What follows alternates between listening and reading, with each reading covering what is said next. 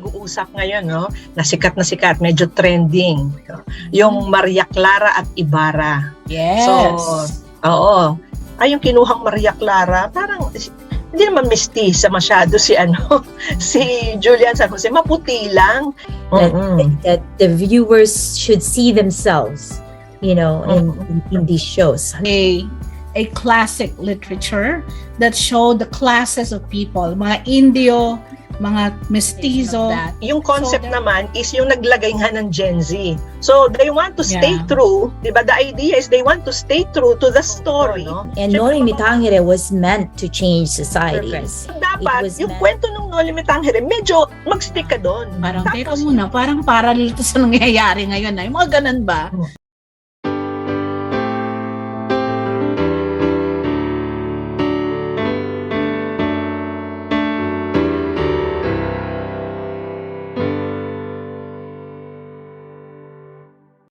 Hello! Hi! Hello! Magandang gabi.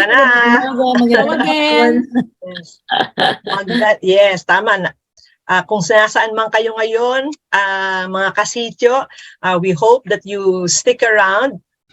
Meron na naman tayong tatalakayang isang makabuluhang pag-uusap ngayon, no? Na sikat, medyo trending. No? Yung Maria Clara at Ibarra. Yes. So, oo.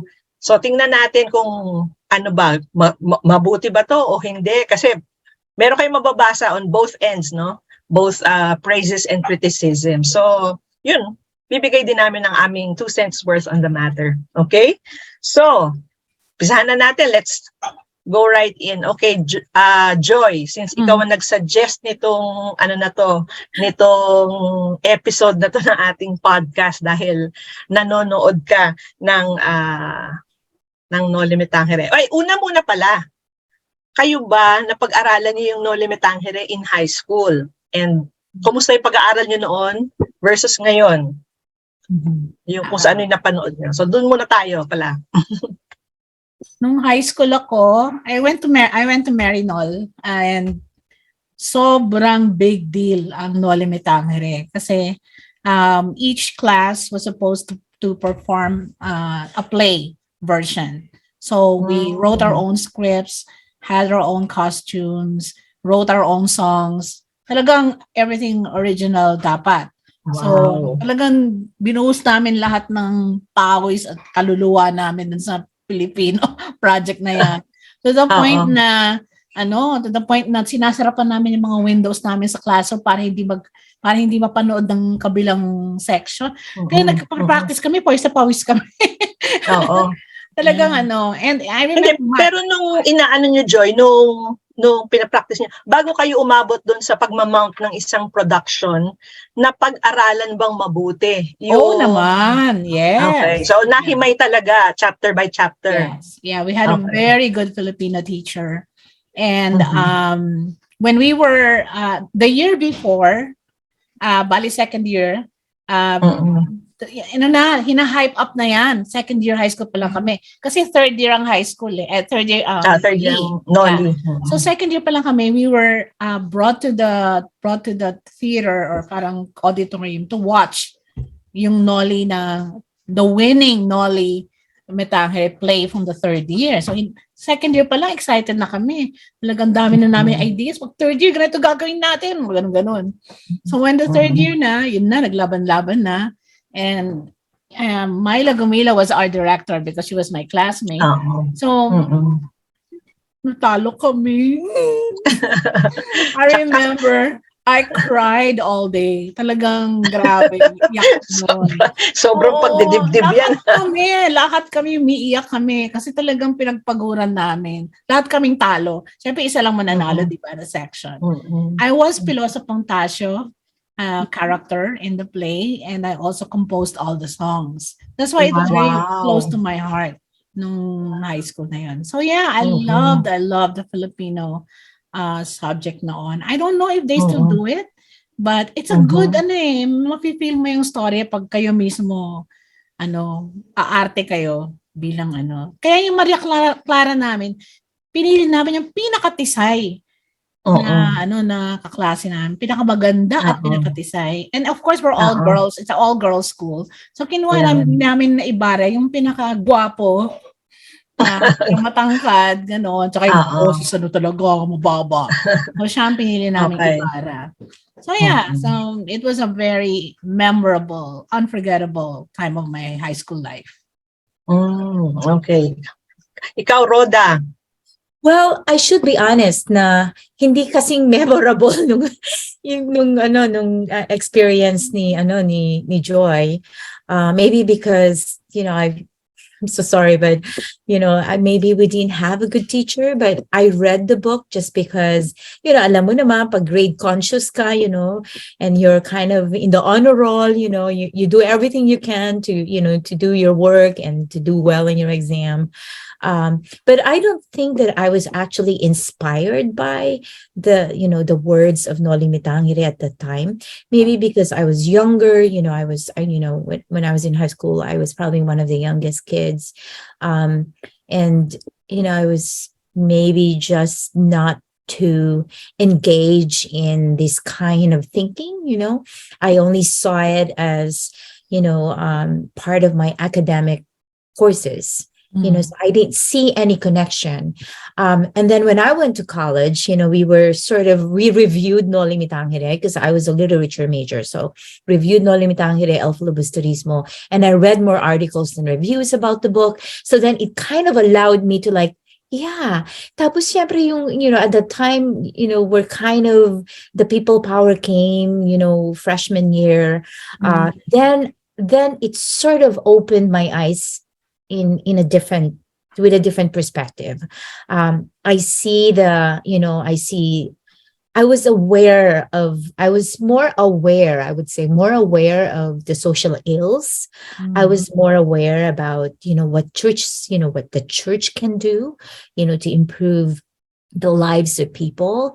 I was a lot more aware about the disparity between, so I would say it's not so much about when I read it when I was in high school, but when I learned more and reread it in college, then that made it more special for me. That kind of, opened up a little bit of, my mind and my heart.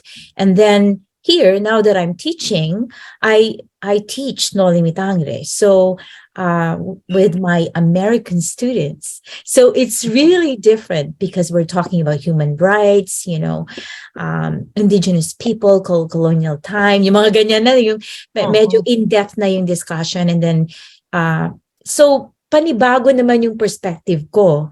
Kasi nakikita ko na yung relationship ng mga characters, ng mga issues na na-present sa mga contemporary issues ngayon.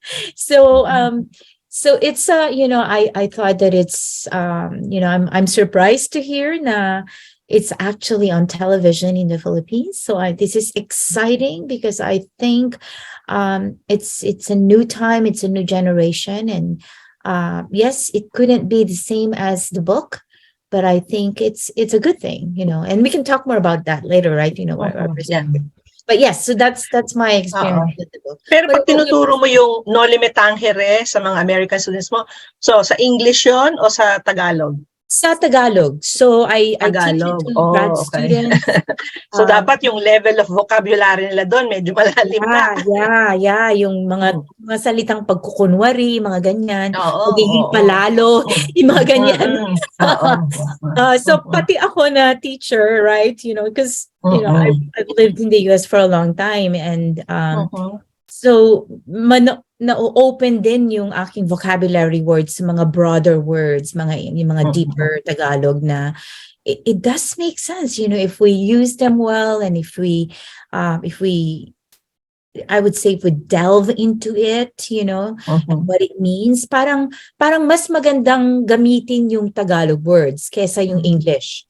So there are times, because yung discussion namin is Taglish, and then minsan kasama yung mga TAs ko from the Philippines sa discussion. So sila mismo sinasabi nila na, bakit nung high school ako, hindi ganyan yung pinag-uusapan namin, Bakit ganito, bakit ganyan, bakit parang walang relationship yung mga yung libro sa mga, yung pangkasalukuyang issues. Kaganapan. Oh, kaganapan, right? So, Okay. yeah, so it is, it is a very powerful book, and it's not perfect. You can be critical about the different issues that are presented. You can even say, it's very bourgeois. Is that the right? Bourgeois. Yes. That Rizal comes from a privilege. Really, the emphasis was really exposing the privilege, but also not telling much about the everyday people. But so anyway, so that's sort of my connection to the literature part of Noli Me Tangere, or the lives of I remember nakakabulol yung mga Tagalog ng Noli eh. Nabulol-bulol kami, pinapapractice kami. Meron kaming yung parang gobernador general namin na character.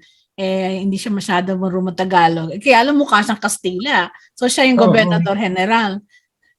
I can't forget kasi yung line niya, huminahon ka Ibarra. Ganun sabihin niya. Ang pagkakasabi niya, huminahon ka Ibarra. Kasi mga Inglesera na Mga Inglesera. Yeah. Anyway, ikaw naman, Christy. Christy. Ako kasi naman, literature person dito. Yeah. Oo, hindi. Ako naman kasi sa Philippine Science High School naman, syempre una kong na-encounter yung Noli Me Tangere. Ang mahirap kasi dun sa Pisay curriculum, lahat fast track. Alam mo yun? So hindi kami nakasunod sa curriculum ng DepEd, 'di ba? DOST. So kahit English o Filipino, lahat fast track. So ang Noli Me Tangere, El Fili, second year namin kinuha. Kasi yung first year, Florante at Laura, Ibong Mandaragit, mga ganun, Oo. Tapos yung second year, yun nga, Noli Me Tangere, El Fili. Na sa pagka-regular school, di ba, yung Noli Me Tangere pang third year yun, tapos yung El Fili sa dito sa fourth year. Right. Teka, yung Ibong Mandaragit pala parang sa fourth year ata yun. Pero anyway, na-mix up ko na. Pero yun, lahat fast track.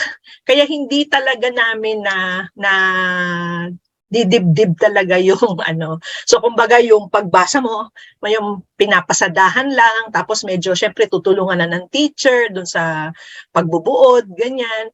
Tapos ang pinaka pa nun is yung pagmamount din ng production, 'di ba? So kumbaga babasahin niyo yung libro, iintindihin niyo, tapos gagawan niyo pa ng production, yun ang pinaka-output, no? Tapos in between, syempre dahil lang talaga ang social consciousness. So ang discussion, hindi talaga masyado dun sa yung hinimay-himay yung kwento, kundi yung how it relates, di ba? Kasi nga, Noli Me Tangere, touch me not, di ba? Kasi it talks about the social cancer. So syempre, ang atake ng teacher talaga, kung ano yung relevance nung libro dun sa ating lipunan, di ba? So ganon. Kaya hindi ko talaga nanamnam yung kwento. Bagaman doon sa production, ako si Ibarra.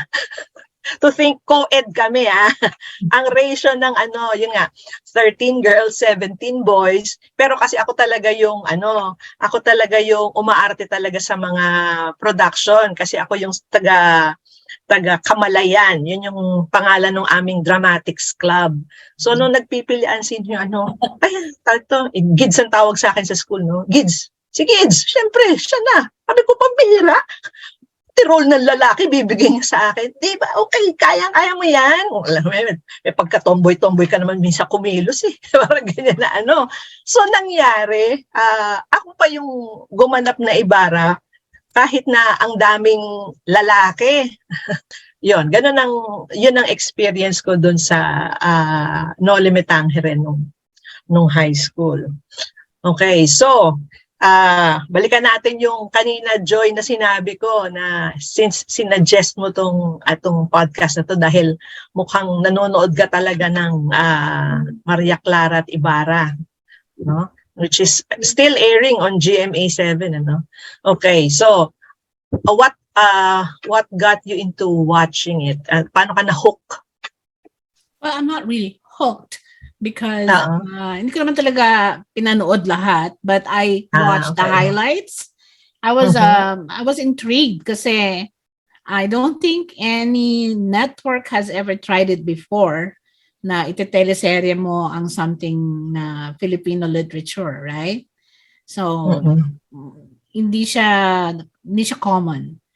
So I Mm-mm. think it was a huge risk from the producers to do that. And either na sobrang magiging successful or sobrang palpak. Dalawa Mm-mm. lang ang pupuntahan nun. So, and I'm glad that there was a following and even came to a point na nire-recommend pa ng mga teachers, Filipino Mm-mm. teachers na panoorin ng mga estudyante. And then I saw mga TikTok na nanonood yung mga estudyante, pinapakita na nanonood yung mga estudyante. And I have mga pamangkin ng mga friends ko na ginagaya ng mga bata. Uy, ako si Maria Clara ha. Maliliit pa sila. Wala pa sila sa high school. Meron na silang awareness ng Noli. Which is good, di ba? I mean, I've never heard of Noli until high school. But the kids now, the Filipino kids, because of the of the TV teleserye, na sa kultura nila, kahit bata pa sila, yung Noli Me Tangere. I think that's a good that's a good awareness. Because a lot of our Filipino kids are ignorant, right, of our Filipino literature, unless na i-require sa school, hindi nila malalaman yun. So I think that's a good part. That's why I got intrigued, and I watched a lot of them, especially the highlights, and I was impressed by the acting. They may not be the right visual cast, pero maganda naman. Tinignan ko yung costumes, okay naman. Wala namang wala naman akong nakitang iPhone doon na hawak nila habang umaarte. Kasi di ba may mga gano'n na like, mga lapses na mga hindi lapses. There are a lot of lapses. Both GMA and ABS-CBN na mga period ko, no? Pero makikita mo, may nakatagong iPhone, mga ganun-ganon. So, yeah. So, I think kudos to the producers, the writers, and hindi pa rin siya maganda pero at least pinasok nila to sa sa normal na panonood ng mga madlang people, right? So I think that's a good one. How about you guys? What do you think? Rhoda, ikaw. Well, I didn't follow I'm not a devoted fan of Crisostomo Ibarra and the series. I mean, and Maria Clara, but in preparation for this discussion, I've watched a few episodes, and I thought that it's well written. I think that the language is not too bad. In fact, I thought that it was really a beautiful, beautifully written in terms of how the language is done in the dialogue.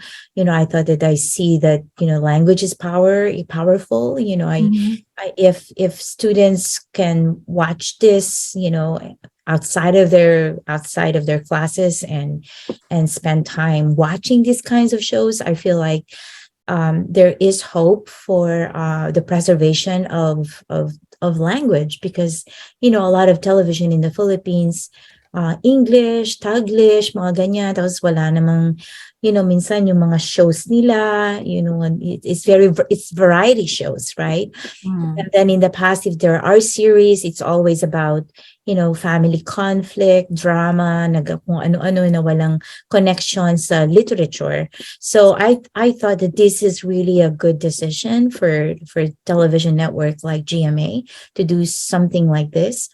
And you're right, it could be a risk, but I think they know how to market it. That's why they titled it Maria Clara and Ibarra, because Filipinos love stories. And even for those who probably are not even aware that these two people are part of Noli Me Tangere, I think they know that, it's a love story of two people. So I think I greatly appreciate that, there are television network that are doing things like this, that it's not, it's not, I'm sorry to say, but it's not garbage. But I'm not a consumer of television. So, but if you can find a way to create a media that people are willing to consume and watch it, but it's also contributing to their knowledge, to their social consciousness, to make a difference, to provide hope, to connect past and present and future, all of those, purpose of literature. Mhm. I think you're a winner. I thought that, you are a winner if you're able to do that as a business, so I would say congratulations to GMA for taking this show. I mean, this series to make it part of, is it in the evening? Is it shown in the evening or in the morning? Yes. No, In sa the gabi. evening? Yeah, Mga prime time. teleserye sa ganyan. Okay, Oo, so prime time. this is part of, kind of an evening television viewing of kids, and I think that's great. So congratulations to all the creators of this show. Yeah. What about you, Christy? Since you're from the Oo. Philippines, and I have not spoken to any Filipino American who is watching this show. What about you in the Philippines? What's the feedback? Oo. Hindi, ako naman kasi iba rin yung journey ko sa panonood nito, no? Hindi naman ako talaga din dating nanonood. Ang sa kaso ko kasi, nagkataon na meron akong estudyante sa IB or International Baccalaureate, no? So, I teach self-taught Filipino students, yung mga nasa international school who are enrolled in the International Baccalaureate or IB program. Tapos, dun kasi sa self-taught Filipino, so pipili sila ng authors and works na gusto nilang pag-aralan. So, anyway, so kasama doon sa naging selection itong Noli Tangere. So ngayon, yun nga, ibang-iba na yung journey ko nung Noli Tangere nung high school at saka ito ngayon. Iba na pag teacher ka, di ba? Iba yung ituturo mo, no? So nung high school, sabi ko nga, paspas, skip ka, ganun. Pagtingin mo, hindi importante, hindi mo talaga binabasa word for word, di ba? Wala ka pa ngayon, as teacher, syempre, lahat nanamnamin mo, literary style, gano'n, etc. So, binabasa ko na talaga, word for word. At nananamnam ko talaga yung imagery, yung characterization, ganyan. So, ngayon, edit trending si Maria Clara at Ibarra. Kaya sabi ko, mapanood nga minsan. Just for comparison, kasi ako kahit halimbawa, syempre gumagawa din ako ng buod-buod nung kabanata para sa pagtuturo ko, no? Tapos kino-compare ko dun sa ibang buod kasi sabi ko, ba't ganun yung buod nun? Parang ibang-iba. So ako naman, curious din ako ngayon sa palabas. Although, pag hindi pala siya talaga yung hindi siya parang anthology na talagang kung paano yung talaga yung nangyari dun sa Noli Tangere, no? Sabagay, sa title pa nga lang, Maria Clara at Ibarra, di ba? So yung niya is merong Gen Z, di ba?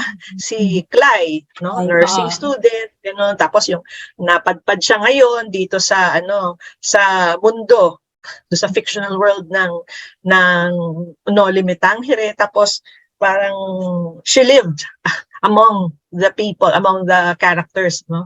Doon sa na yon. So, doon pa lang sa pinaka-konsepto, okay, check. Medyo may dito, may kakaiba, no? So, maganda yung konsepto. Pero kung ang next question is kung paano ba nila i-develop yung ganong klaseng yung ganong klaseng scenario. Ngayon, hindi ko naman talaga napapanood ng So, doon lang ako sa mga episodes na napanood ko. So, nakita ko yung si Kapitan Tiago, tapos si Maria Clara at So, first impression ko kaagad dahil nga, pag binabasa mo yung Noli Me Tangere ng ninanamnam mo, di yun nga, nai-imagine mo na, meron ka na talagang mental images kung ano yung mga itsura nila. Tapos pag ano ko, Kapitan Tiago, si Juan Rodrigo, ang pagkakadescribe kay Kapitan Tiago ay medyo maliit, bilugan, may pagkachinito, ganon. So, hindi naman siya, chinito lang pero hindi naman siya lahing inchik, no? Pero ganon yung characterization niya. Parang cute ang dating. Tapos sabi niya, ito si Juan Rodrigo, alam mo yon, matangkad, matipuno, and everything. So parang doon, yun yung naano ko. Tapos, si Maria Clara, di sabi, ang is Mala Europea, ang ganda, no? At marami yung nagtataka na paano yung mga magulang niya nagkaroon ng ganong kagandang anak, no? Kasi hindi naman siya masabi talagang kamukha ng nanay, hindi rin lalong kamukha ng tatay, di ba? Ganon. So parang nun is, bakit siya ganyan? Tapos pinagtatanggol ni Tia Isabel doon saan na, ay yung lihi, alam mo yung pinaglihi kasi sa mga sa mga Kastila, ganon, So yun yung parang paliwanag nila doon nung tiya, no? Kasi namatay yung nanay ni Maria Clara sa panganganak di ba? So yun yung mga Tapos, halimbawa, sino ba si Padre Damaso? Si Tirso. Si Padre Damaso, dapat talaga yung, medyo mataba, malaki ang tiyan, di ba? Kasi nga, ang mga praile noon, di ba, sinasabi, fry button. Pagkain, no? Oo, dahil talagang maano sa pagkain. At may isang eksena talaga doon sa na pinakita talaga yung katakawan ni Padre Damaso, di ba? Yung nagkakain siya ng ice cream na kung napakaraming ice cream hanggang sa sumakitan tiyan niya, gano'n, So, yun yung mga yung characterization na gano'n na pagka binabasa mo yung libro, yun, tapos napanood mo, medyo mako-compare mo, no? So sabi ko, yung kinuhang Maria Clara, parang hindi naman mestiza masyado si si Julian San Jose, maputi lang, pero dapat siguro somebody na mas Oo, tapos dapat finer features, talaga dapat matulis talaga yung ilong, mga ganun, kasi yun yung Spanish blood. Oo, kasi dapat talaga half Spanish yung mga mukha ni Marian Rivera, ganun, no? Tama. So yun yung iniisip ko. Although yun nga, kumakanta kasi si Maria Clara. So si Maria Clara kasi is pianista, mang-aawit, ganun, So kaya siguro si Julia kinuha. Oo, very talented na kaya inano si Julia. Tapos si Ibarra. Si Ibarra, hindi siya matangkad, hindi niya rin kasi si Rizal, alam mo, parang siya din kasi si Ibarra Paano mo yung kumbaga siya, parang sinusulat din niya yung na parang so hindi niya inano si Ibarra nakakapogian. Siguro kasi hindi naman niya sa sarili niya, hindi naman siya ganun kapogi. So, average yung looks. Pero syempre, ilustrado, mayaman, ganyan. So, dapat talaga yung mukhang matalino. Tsaka talagang may yung tindig. Alam mo yun? Yun yung yung... Do you think Dennis Trillo was a good choice? Well, kasi sa mga teleserye, kailangan pogi Siyempre, hindi naman magkakaroon ng following yan pag hindi mo So si Dennis Trillo, pwede na sa akin, pero si Maria Clara dapat someone more European yung features. Mas mestiza pa talaga na So, medyo surprised ako sa reservation mo dun sa characterization ng mga cast. Kasi diba ngayon yung bagong konsepto sa mga shows or sa mga series, sa mga movies ay representation. That the viewers should see themselves in these shows. Halimbawa, nagkaroon ng Beauty and the Beast dito na live musical on TV. And the beauty is actually an African American. Well, he's actually half Filipino, half African American. Her, Her. And they were actually, both sides. You're like, no, beauty has always been like white. Why are we putting someone who is black? But I remember Hamilton. So the creator of Hamilton, Lin-Manuel Miranda, was very deliberate in creating a cast of multiracial characters. So it didn't matter if the cast, in the story of Hamilton is actually all white men, right? So, but yung cast niya is Black, Asian, in fact, one of the Eliza in the Broadway Chicago in Chicago, Eliza is actually half Filipino, half American. So I think it's okay, to create a show that would actually represent the majority of Filipinos. Kasi sa television ng mga Pilipino in the Philippines, napapansin ko, and all the media and everything, lahat is all half white, half Filipino. Ito yung pinopromote ng media. So I think it's it's great for GMA to actually promote, and promote a show that does not it's not the expected character that and it's okay, because then Filipinos can see themselves more and say, oh, parang mas kamukha ko yan. Kesa, how many people who look like, what did you say, Marian Rivera? How many people who look like, half, there's not a lot of them. But these are the people that we watch on TV. But Rhoda, it's crucial. It was crucial that Maria Clara should have been a mestiza, because hindi ba anak siya ni Padre Damaso? There's already a suspicion going on, like, bakit isa ito, right? So it was crucial that she would look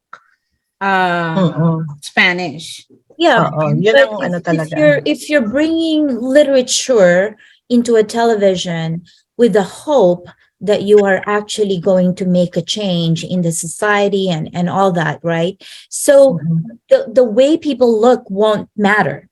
So it won't matter, because what you're developing is a character. You're not just it's more of the language, because in literature, it's about the power of words.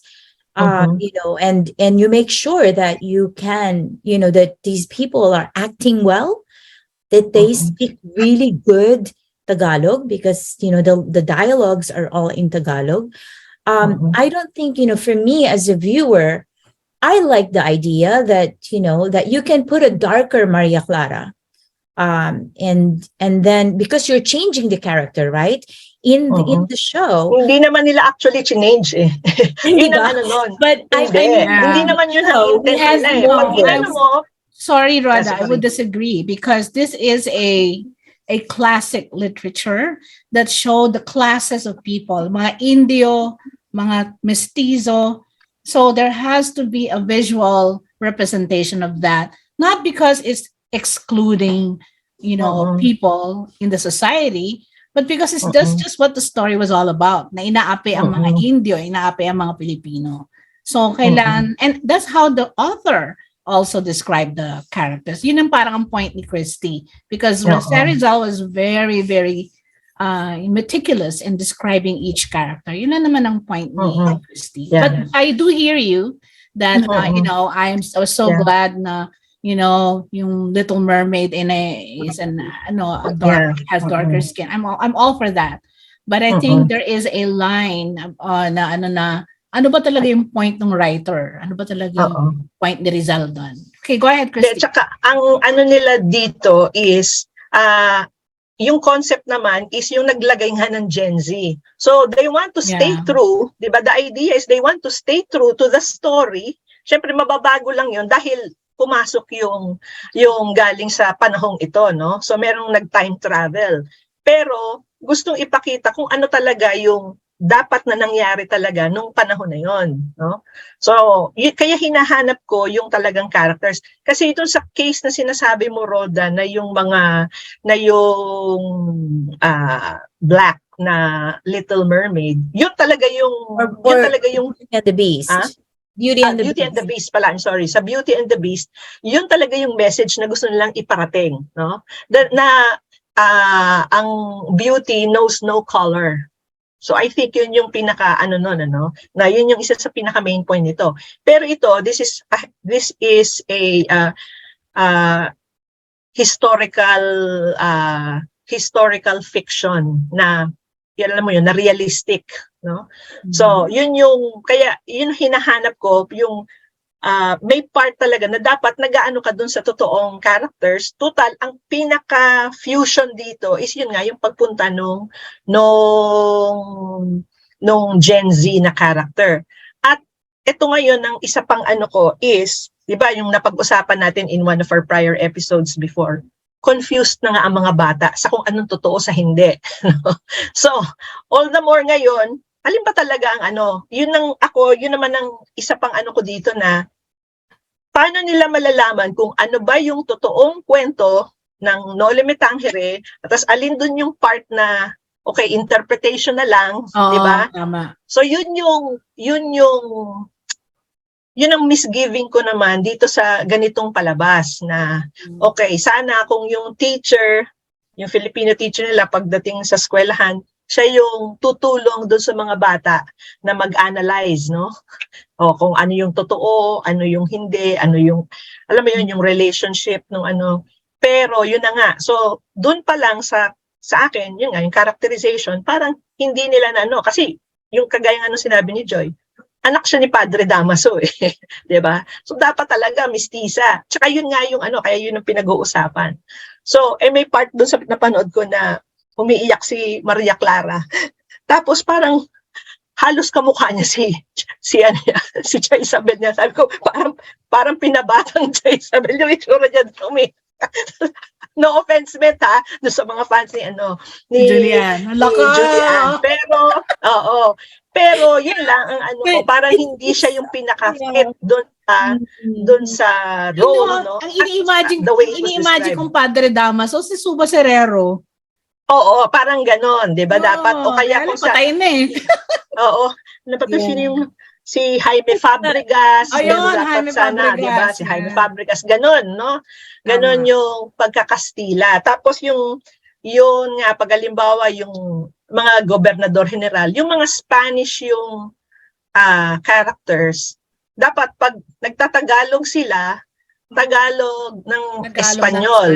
Ang mga nabata na ito, mga Indio, ganyan, 'di ba? Dapat kailangan na ipakita na parang Tony Mabesa, ganon. Oo, so dapat yun para may distinction. Dapat malinaw, sino ba yung Kastila? Sino ba yung mga Pilipino, yung Indio? So, yun yung na kasama din sa education eh. Sa akin yung kung ang purpose nyo is ma-educate, no? Kasi hindi lang dapat to generate interest doon sa palabas, di ba? Kung medyo ginawa nyo na rin naman ng educational component, edi pa natin, push pa natin more. Kumbaga, na talagang mas But the TV show is not the literature. The TV show is based on the literature. So yes. So they've created a new form of the literature. And so I think it didn't matter because what they look, how they perceive, how they characterize the different different roles. I think that's sort of how I see it. Like what I said. Hamilton is one of those. They have a black Hamilton who's on Broadway, and it made millions of dollars, and I think that's what people appreciated it because it's based on the book, but when it was performed as a visual representation, it was actually really powerful, and I think people. There was the intent of really wanting people to be part of the show, and they see themselves as Maria Clara, they see themselves as Ibarra, and it didn't matter whether I would have a brown hair or a fair skin. So I think the purpose is for Filipinos to see themselves in all those characters. So if everybody looked more Spanish, then they will never see themselves in those characters. Because the purpose of Noli too is, all of these characters represent everybody, right? Yeah. You are Sisa, you are Ibarra, you are Capitan Tiago, you are Maria Clara. Now find your voice. So, live your life to make, your society better, or so I think, but I see, I understand that you have to be true to the character of what was on the literature. But when you're showing it to people and the intent is to actually, the viewer seeing themselves so that somehow they can reflect and say, oh, I can be that Ibarra too, oh yeah, I don't want to be that Sisa, but I could be that Sisa who will die for her children. But I don't want. So I think I see the point of being true to the literature, but when you're presenting it as a visual literature, you want to invite your viewers to see themselves in all these different characters. If that was the intent, if it's purely entertainment and just, then it's okay, right? But I don't think that the writer really intended it to be just pure entertainment. And I think that there is a lot more deeper purpose and to really revisit, sort of that time, because they put a Gen Z right there to revisit that time. And perhaps, literature, is really the purpose of literature is for change too. It's not just for appreciation, but it's really to change society. And Noli Me Tangere was meant to change society. It was meant for the purpose of, of the Filipino finding its purpose and making a change in the country that they are claiming it to be. So so I think I see your point. Yes, it would have been nice, but that's just pure entertainment. So if you just but again,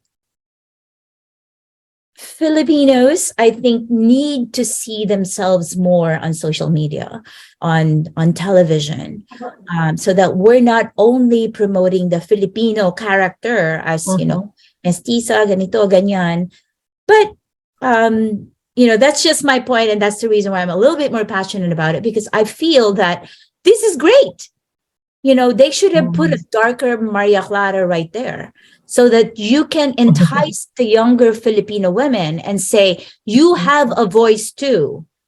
Because in one of the episodes, it says, Maria Clara found her voice. So I'm a darker Filipino. I could probably say, yeah, I have a voice too. I don't have to use whitening skin to make, to have a spot, in the society, to have myself on a billboard. So I have to, so I think they're doing a good job. I think they did a good job. I disagree with you guys, but okay. I do want to go back to what Christy said. The presence of the Gen Z messes up the plot or the major message. Do you remember Superbook? Yung Bible, tapos yung mga bata from the modern world pupunta sa it messed up a lot of things. Kasi if you are a kid and you're watching it, ganun pala yun, kinonvince pala nung bata si Moses na ganun. Panaguluhan na yung bata kung ano pa talaga story nung nasa Bible. Parang ganun din yun. Parang Superbook siya na si Clay, galing siya ng modern, napunta siya sa Noli. And then, di ba nakikialam siya? Di ba na, there are some, a lot of scenes na she has her opinions, kinukumbinsi niya, pinipigilan niya, mga ganun ba? So I thought that, I hear you, that kind of messed up the real message of Noli Me Tangere, right? So, ako naman, ang ano ko is, Yun yung concept nila, 'di ba? Na yung Gen Z pumunta doon, tapos yun nga sabi mo, nangingialam, no? Yeah. At yung sinasabi mo ngayon, Rhoda, about yung finding her voice, in fact, yun yung character ni Clay, no? Na tinuturuan niya si Maria Clara. Kasi 'di ba tayo, as we were growing up, sinasabi sa atin, uy, dapat para kang Maria Clara, 'di ba? Yung concept ng Maria Clara na prim and proper, 'di ba? Ganon. Yun yung ng Maria Clara. Si Maria Clara hindi bubuka-buka ka, 'di ba? 'Di ba? Yung ganon. So dapat pag ikaw yung parang Maria Clara, yun yung ng prim and proper. True, yeah. Kahit without really knowing what the story is all about, 'di ba? Ngayon, eto na ngayon yung character ni Clay, tinuturuan niya ngayon si Maria Clara. Yun nga yung sabi mo nga yung finding her voice. Yun yung character ni Clay, 'di ba? So, ang doon is eto dapat si Maria Clara kung ano siya doon sa libro. Tapos eto si Gen Z, yun nga pinapaliwanag niya na hindi mo kailangan maging sunod-sunuran doon sa lahat ng sinasabi sa iyo, no, na pwede kang mag-isip para sa sarili mo, 'di ba? Pwede kang magdesisyon para sa sarili mo. Tapos yung episode kasi napanood ko, in fact binibigyan niya si dahil akala ni Maria Clara patay na si Ibarra eh. Yeah. Sabi, alam mo, sumama ka na lang sa mundo ko. Yes. Yeah, na doon magiging malaya ka para di ba? Yeah. So yun na yung atake nung palabas. Yun na yung sinasabi mo, yung purpose na, okay, yung empowerment nandoon. Pero, kasi pag mines up mo yung kwento, yun nga, kagaya nung sinasabi ni Joi, yung sa Superbook, hindi na nila ngayon madidistinguish yung as it is, ang mga kabataan nga ngayon, hindi na nila alam kung alin ba yung totoo, alin ba yung hindi. So, alin ba dito yung kwento talaga ng Noli Tangere, alin ba dito yung gawa-gawa lang. So, dapat, yung kwento ng Noli Tangere, medyo mag-stick ka doon. Tapos, ito na si Clay, yung pangingialam niya, no, yun ang dapat na, yun na yung fictionalized, nung fiction pa, no? Pero dapat, yung fiction mo, di ba? Kasi, ito na nga, fiction na nga yun, pero realistic fiction kasi, 'di ba? Realistic fiction yung Noli Tangere. So nagpunta yung Gen Z.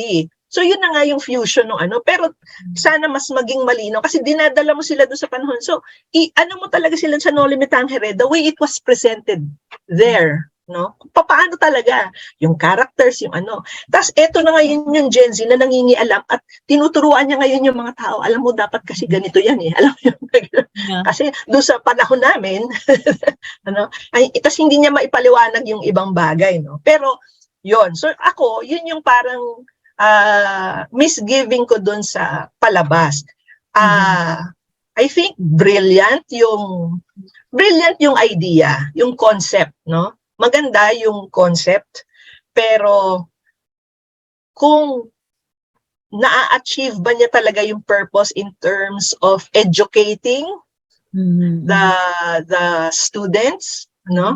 Hindi ko alam kung parang hindi masyadong successful doon sa part na yun in terms of kung validating kung ano talaga yung laman nung kwento, no? Pero siguro dun sa mensahe nga na pag-empower sa mga tao, 'di ba? So yun. Pero halimbawa si Sisa, bigla mong patatapangin doon sa hindi na yun ang kwento nung Noli Tangere, 'di ba? Kung si Sisa biglang ginawa mong palaban. Kasi hindi yun yung kwento. So sa akin dapat malinaw, alin yung pwede mong baguhin, alin yung mag-fuse ka ngayon nung ibang elements, ibang aspeto. Para that's very tricky. That's very tricky, right? Yes, oo. Yun, very tricky.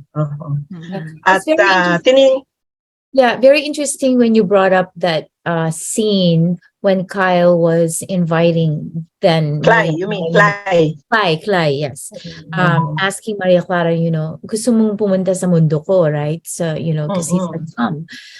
It's very interesting because right away, what I was thinking is she insinuating that the Filipino women of today is so much more empowered? Yes, yun talaga, sinasabi niya, diba? Right? Is that even the reality, right? Is that even the reality? Are Filipino women more empowered now than before? Yes, yun naman ang totoo. Kita mo, lahat tayo nagtatrabaho, di ba? Na talaga, yung panahon natin, talagang mas empowered na talaga tayo ngayon. But I hope Kaysa that the dati. writers will also kind of communicate na up to now, nangyayari pa rin ang social ills. Medyo nakukulangan ako doon. Na dapat ma-realize ng mga nanonood na yung message ni Jose Rizal transcends generations. That it still speaks to us today. Marami pa rin mga fraile. Kaya lang iba na yung itsura nila, ibang shape na sila. Marami pa rin nangyayari, di ba, na ng pang-aapi. So, medyo nung nanonood ako, medyo nakukulangan ako. Mas marami pa yung love scenes ni Clyde tsaka ni Kasi siguro yun yung gusto ng viewers, right? Oo. Yun na nga, doon na ngayon. Kaya sabi ko, doon napapasok ngayon yung sinasabi mong entertainment, di ba? Entertainment value. Again, value, di ba? The fact na linagyan nila ng Filay, love team, di ba? Filay. Oo. Yeah, you're right. I mean, that's a good question, Joy. Is there a difference from before?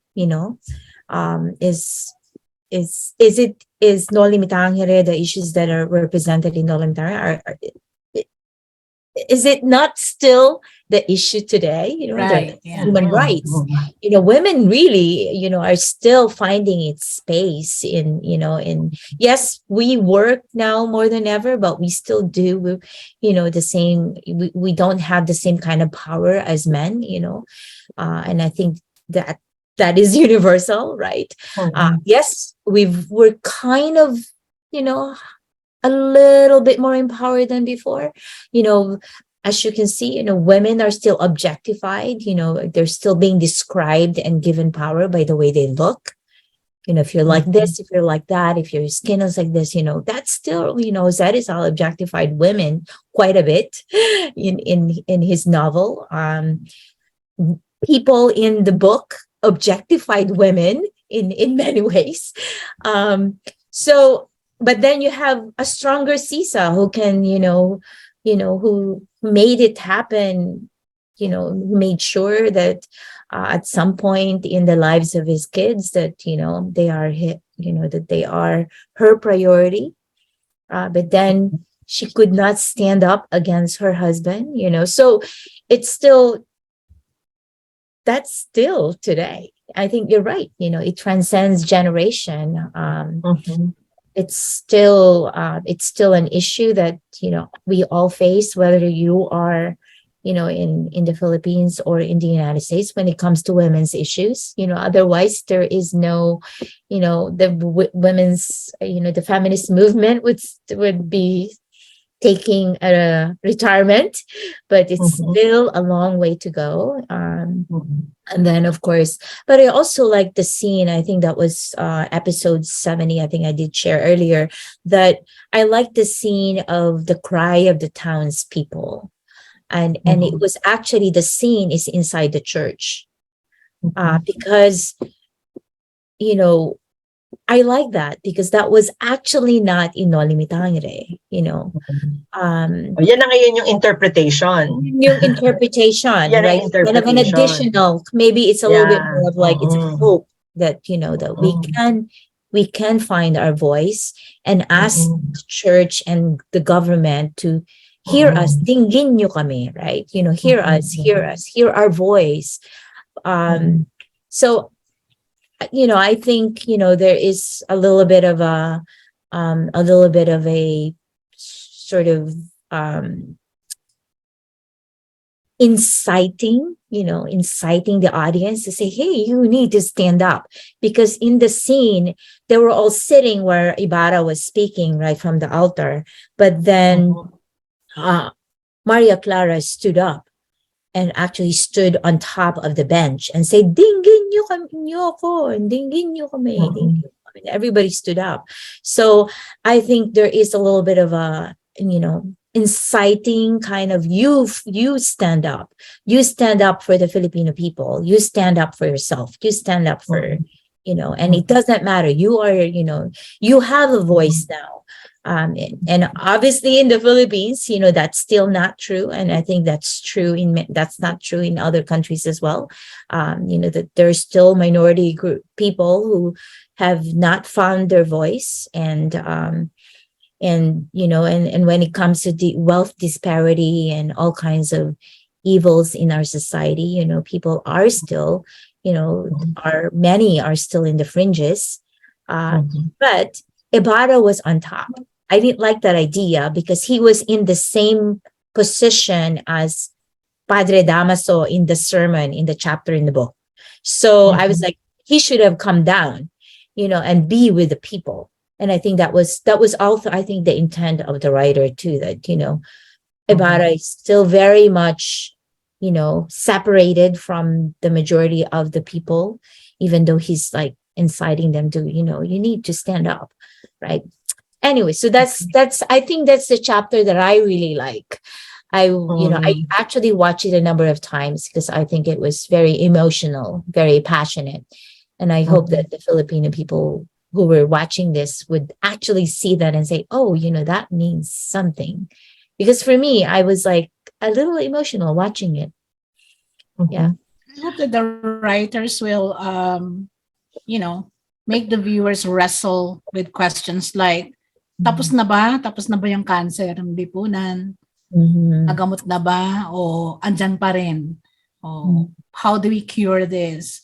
Andyan pa rin ba yung colonial mentality? Andyan pa rin ba yung oppression? So many questions to ask. I mean, yeah, there's entertainment, but I hope that the writers will not preach it, but sort of make the viewers think na parang, teka muna, parang parallel to sa nangyayari ngayon na. Yung mga ganun ba? Regardless of what party you are, political party you are, it should make you think na what's going on? Nandiyan pa rin ba? Do we still suffer from the same disease? So I think yun ang magandang hindi pa naman huli kasi I think they're gonna go for el filibusterismo, which is more mas wala nang love story, mas pa yun. So hopefully nila yun. Yun yung hope ko na sana they will make people not just entertained but they will think. Ano ba itong bansang ito? Saan ba ito papunta? Or are we back in results time? We haven't really progressed as a people, right? So I think that's something that I dream for the writers na sana i-address nila. Yeah, because it can be powerful. It can actually bring change. Media and literature, they have the power to make a change. Noli Tangere did that, right? People read it and, there was uprising and Rizal died because of writing the book. So I think you're right. I think there is a purpose and maybe the writers, and they're probably younger writers too. They've probably interpreting the different scenes, the different chapters in Noli Tangere in a more contemporary perspective and in presenting that to make, to make the point of, yes, we need to stand up. We need to change, we need to not make this country only owned and led by a few people, because that's part of that's part of Noli Tangere, right? Is to really empower the people to stand up. It cannot be controlled by just, the wealthy and the church, during that time. But yeah, it's Christy. Okay. Ako naman, ang ko kasi, yun nga, ibang-iba kasi yung pag-aaral ko ng Noli Tangere ngayon, na itinuturo ko na siya. So, ngayon masasabing ako, dito ako talaga bumilib kay Jose Rizal. Kumbaga, kagaya ng favorite term ni Joi, huge fan. I became a huge fan of Jose Rizal after reading it now as a teacher. Na parang sabi ko, bakit ba hindi ko to ninamnam noon? Yun ang naging pakiramdam ko, no? After reading it now, as a teacher, sabi ko, ang galing-galing pala talaga ni Rizal. Ang husay-husay. Yung pag-develop niya ng characters, yung gano'n na Tapos yung siya kasi lahat yung pag-blend niya ng melodrama at satire, di ba? Paano niya pinagsama yun? Yung nakakatawa yung ibang characters niya, yung talagang may mga kabanata na talagang tawang-tawa ka, Ganon. Tapos, yung meron namang mga kabanata na talagang manggigigil ka. So, doon ko na-realize talaga yung power ng writing niya. No? Kaya pala ito award-winning. Kaya pala ito na-translate to kung ilang 100 plus languages. Kasi talagang ang galing-galing. At Kaya pala siya pinatay. Oo, kaya siya pinatay, 'di ba? Yung gano'n. Na yun yung sana gusto ko sanang ma-realize ng mga estudyante, ng mga Pilipino na kung sana merong maglalakas loob na i-present ang Rizal the way Rizal wrote it. Sige, medyo gawin mong contemporary pero makikita kasi kung kahit hindi mo na siya lagyan ng yung component na doon makikita mo talaga bakit si Andres Bonifacio gusto sana nang si Rizal, 'di ba? Yung ire-rescue sana ni Andres Bonifacio si Rizal Right. 'di ba? Oo. So yun yung mo na bakit ganoon? Bakit naging mitsa to ng revolusyon, 'di ba? Sabihin ganon siya ka-powerful. Ganon ka-powerful yung kwentong ito, yung mga sinulat niya na to. Na kung ang mga Pilipino lang ngayon, no? Talagang manamnam ito, maintindihan ito, mabasa, mapanood ito the way it was presented by Rizal, Yung the whole range of characters, talagang wow, yung alam mo kasi alam mo yung pag-aaway ni ni Doña Consolacion at saka ni Doña Victorina. Grabe talaga yung eksena yun. Kung gusto mo ng entertainment, ayun, merong ganon Tapos yung gusto mo yung manggagalaiti ka, yung kay Basilio at Crispin, no? Yeah. Tapos yung pag gusto mo talaga yung mapapag-isip ka, bakit ba mason halos yung mga bakit ba naging mason halos yung mga bayani natin? Bakit tumiwalag sila noon sa pagiging Katoliko? O di maintindihan mo ngayon pag nung nag-aano na si Piloso Potasio doon sa mga ibang tauhan So yun yung inaano ko na the book in itself, in its yung original context niya is already so powerful. Right. Kahit wala ka nang baguhin. Tapos yung mensahe nun hanggang ngayon, ganun pa rin yung kabuluhan nun. Right. No? Kasi ang naman yan, ang social injustice, ang nag-uugat sa korupsyon, ang korupsyon nag-uugat yan sa kasakiman ng tao. That's right. Kaya hangga't may kasakiman ang tao, alam mo yun, hindi mo maaalis yung corruption, hindi mo maaalis yung social injustice, di ba? Kaya kahit centuries pa lumipas, yan ang problema na yan noon hanggang ngayon, di ba? Yun pa rin yung problema. Hindi siya na-address.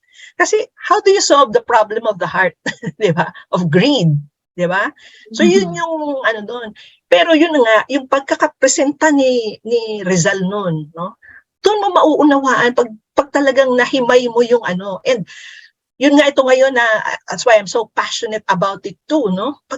Kasi ngayon ko pa lang siya sabi ko, sayang na and how I wish I could share the same passion with the students, with the Filipinos now na ito, napakagandang libro ito. This is a wake-up call for us. Come on.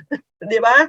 Right. So, sa akin yun na parang okay, maganda na nag-stir up sila ng interest, pero okay, nag-take na rin lang kayo ng risk. Sige, todo nyo na. Sa susunod, present nyo talaga ng Sa akin yun ang ko na, todo nyo na.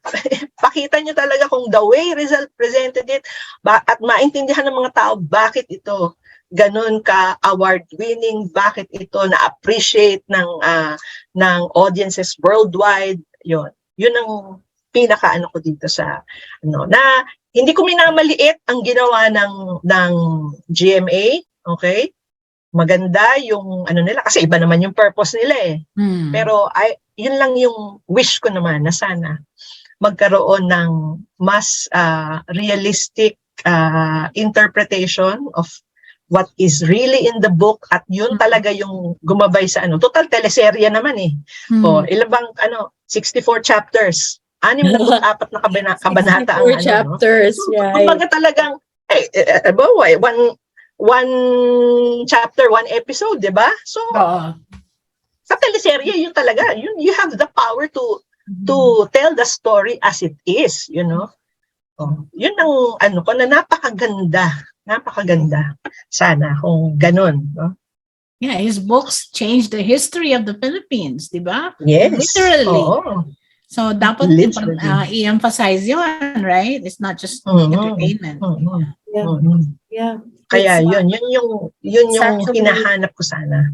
yeah, it's actually a book that really gave a better, a new imagination of what the Philippines could be.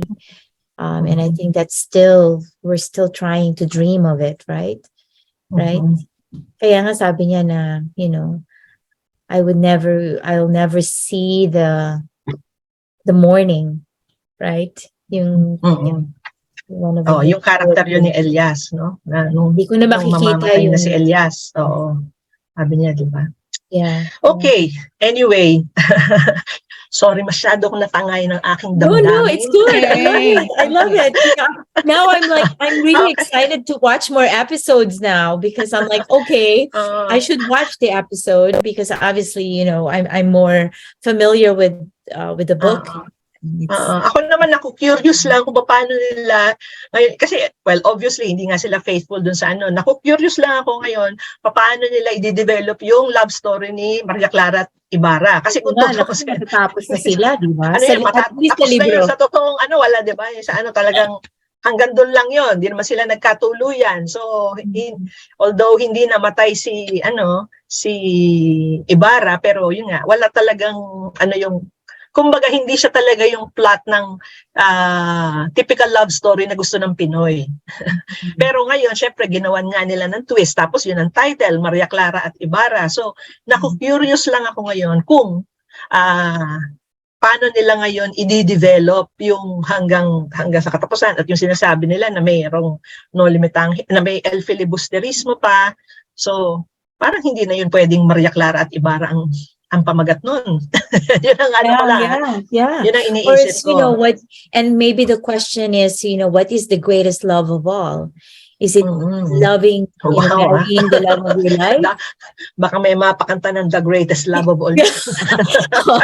Or is it marrying the love of your life or giving your life to your country, right? What is the greatest love of all? Because that's also the question, right? Pag-ibig sa tinubuong lupa ni Andres Bonifacio. So that's the question that's being asked, what is this love of country?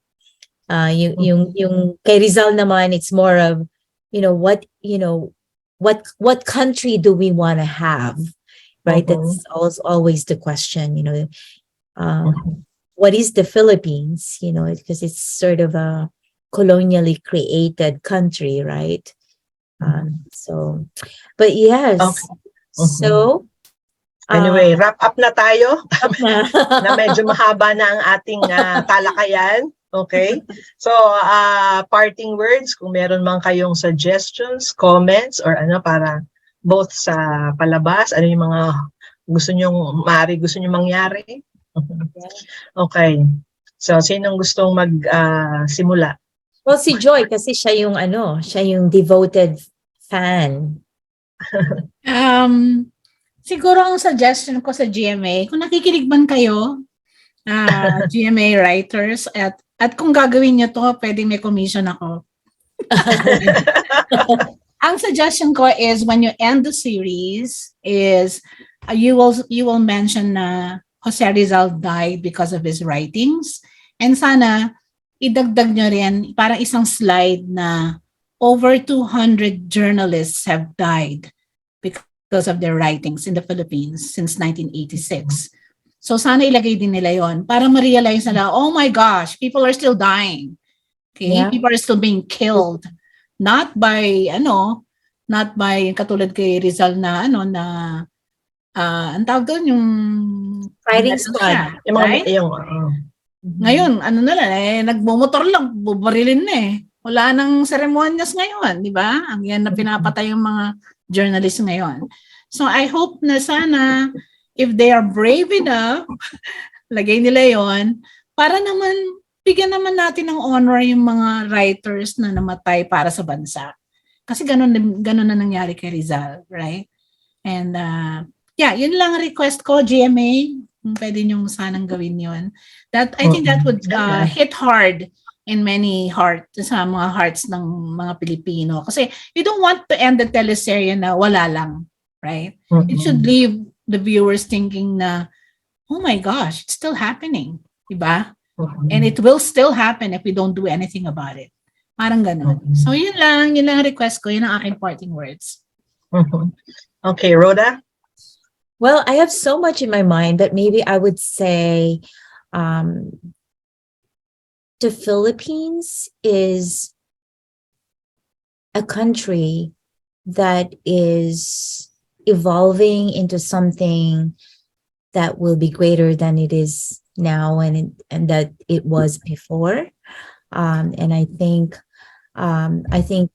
I hope that if you are from the Philippines or if you are a Filipino living abroad, that you continue to imagine the Philippines to be a greater country. You know, I think I would say that in a sense that, you know, because Noli Tangere is a love letter to the Filipinos. It's a long love letter and a love story. And I think it's good for GMA to actually title their series Ibarra and and Maria Clara, or Maria Clara at Ibarra, because it is a love story of people. You know, a country is built based on the love story of people. And I think, you know, whatever the ending of this series is, I hope it's a good one. And if it's a good one, I also hope that the Philippines will also be, at the end, be a good country at, you know, for everyone to live. So, yan, curious naman ako. Parang baka yung ending nakakatakot o nakakalungkot o nakakaiyak. So hopefully hindi ganun. Hopefully it's a good ending. Yeah. Para Okay, sa bayan. ako naman nasabi ko na kung ano